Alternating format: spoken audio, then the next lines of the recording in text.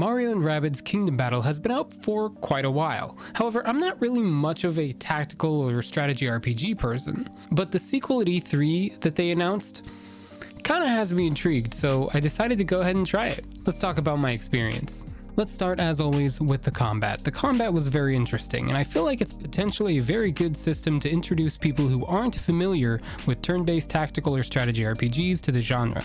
Like the rest of the genre, battles take place on a grid, and your party's movement is based on how many squares they can move within that grid. However, each character can perform something called a team jump, where if you collide with another party member in battle, that member will launch you into the air for a few extra squares, making it easier to cross the battlefield. Mario and Rabbids added stuff like sliding into your opponent and continuing to move to safety with the ability to still attack afterward, allowing you and your enemies to do extra damage to each other. The game also has you keep in mind cover spots, which will make it harder for enemies to hit you or vice versa because of the ability to see targets and get a clear shot. I like the fact that when you ended up missing a shot, it did damage to the cover itself, so that eventually characters or enemies won't be able to hide behind it. All of these additions add a very definite and much appreciated layer of strategy to combat. Mario and Rabbids includes a nice progression system.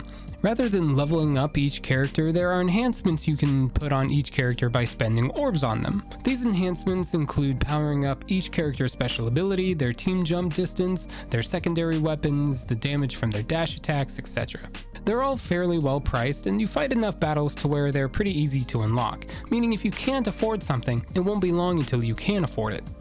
Most battles weren't difficult, and you could make them even easier by pressing the Y button as the camera pans around the field, allowing yourself to recover your HP and get 50% more health, which I guess provides sort of an easy mode, which is really nice. I'm pretty garbage at tactics games, so having this handicap was very well appreciated, especially in times when my health was really low.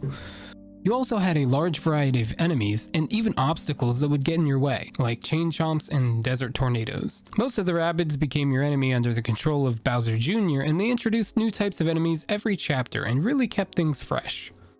One of my gripes with battling, and I understand this is probably meant to keep the balance with the difficulty and the fighting in general, but I dislike the fact that you only have 3 fighters in your party at one time. You unlock so many characters to fight with you, including a lot of the main Mario cast and their Rabbid doppelgangers, but you can't really use many of them at one time. Plus, you can never have all human. Mario is always the leader, and you can have a Rabbid and a human or 2 Rabbids. It is nice having them on standby for when the party gets roughed up and you need to switch them out, but if you don't need to do that, you don't end up using them very often.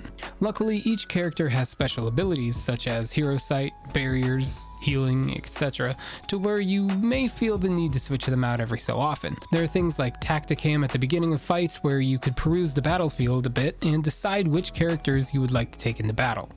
My second issue with battles is the rewards you get at the end of chapters. You're graded on how well you did during the fight, which includes party members staying alive and finishing the battle in a certain number of turns. Turns out that the worse you do, the smaller the reward, which makes sense. I mean, you want to give a bigger reward to people who do the best, right? However, the best way to get stronger is by getting money and upgrade orbs, so it's a little counterintuitive for people who don't perform as well to get less money. Luckily, the game is decently easy, so you can usually get a good coin bonus, but I wouldn't blame anyone who felt that the system wasn't as fair as it could have been.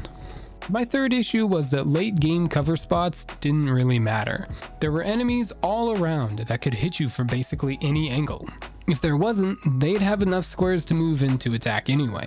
Same thing for you attacking them. I'm not sure if it's maybe my inexperience with tactical RPGs, but I just felt like cover spots were totally useless during the second half of the game. The story, as with most Mario games, is extremely lighthearted. It was pretty well written with their audience, which was probably mostly kids, in mind. No dialogue overstayed its welcome, and nothing seemed to drag on very much, and the game had a really nice steady pace to it. The writing was very comical at times, reminding me a little bit of Paper Mario. To summarize, the Rabbids get transported to the Mushroom Kingdom, and Bowser Jr. tries to use them to terrorize the place. A few of the Rabbids, namely the doppelganger ones, join up with Mario, and the gang tries to stop Bowser Jr. As the story progresses, more of the characters and their Rabbid doppelgangers join up with you. Let's chat about the overall design of the game. The character models were made really well, perhaps some a little shiny, but overall very good.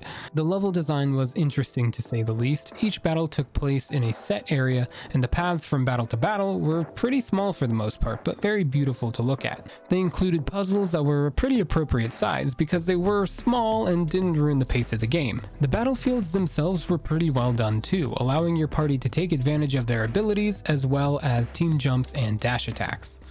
The music in the game was pretty good. It was done by Grant Kirkhope, so we knew it was going to be good. There were plenty of originals, but there were also a lot of older remixed Mario songs in there, like Princess Peach's Castle theme, which was a really nice touch.